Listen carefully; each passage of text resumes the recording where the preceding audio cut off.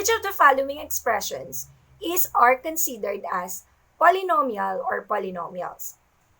Letter A, 3 over x plus 11.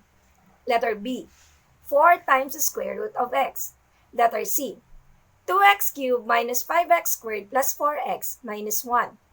Letter D, x cubed minus 4x raised to 1 half plus 3.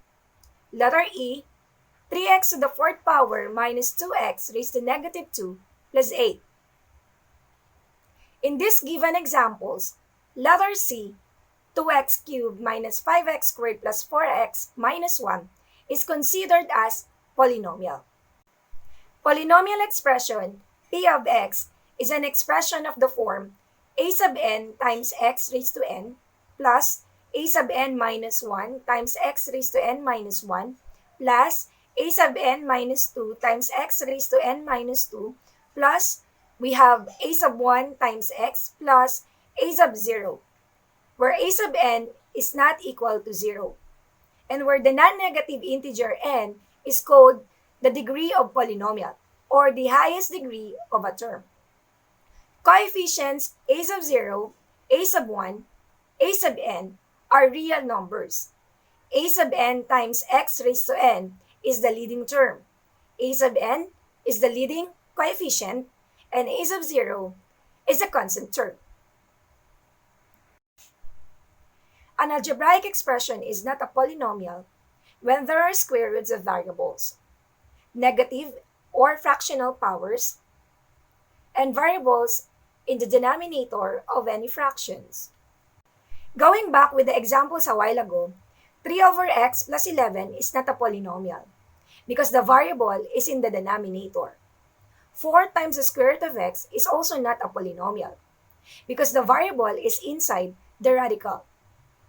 X cubed minus 4x raised to 1 half plus 3 is not a polynomial because the variable has a fractional exponent. 3x to the 4th power minus 2x raised to negative 2 plus 8 is also not a polynomial because the variable has a negative exponent. While the last example, 2x cubed minus 5x squared plus 4x minus 1 is a polynomial because it obeys all the rules.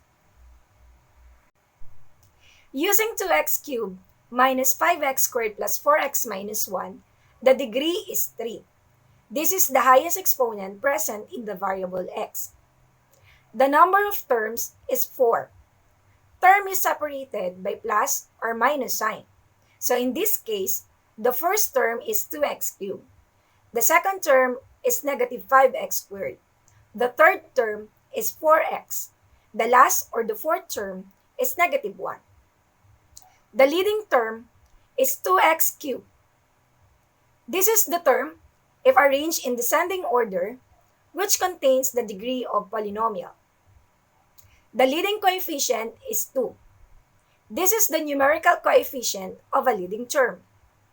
And the constant term is negative 1. This is the term without a variable. Or if it is arranged in descending order, this is the last term. Practice exercise. Determine which of the following are polynomials. If it is a polynomial, identify the degree, the number of terms, leading term, leading coefficient, and constant term. Otherwise, give reason. Letter A, x times the quantity of x squared minus 4. Letter B, negative x to the 5th power plus 7x raised to negative 2 minus 4 plus x raised to 1 half. Letter C, x to the 4th power minus 8x cubed minus 11x squared plus 198x minus 360. The first expression is x times x squared minus 4. To simplify this, we distribute x to x squared minus 4. Thus, x times x squared is x cubed. X times negative 4 is negative 4x.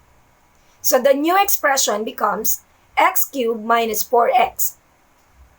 This is a polynomial because the exponent is a non-negative integer. The degree is 3. The number of terms is 2. The leading term is x cubed. The leading coefficient is 1, and the constant term is 0. In the second expression, we have negative x to the 5th power plus 7x raised to negative 2 minus 4 plus x raised to 1 half. This is not a polynomial because it has a negative and fractional exponents.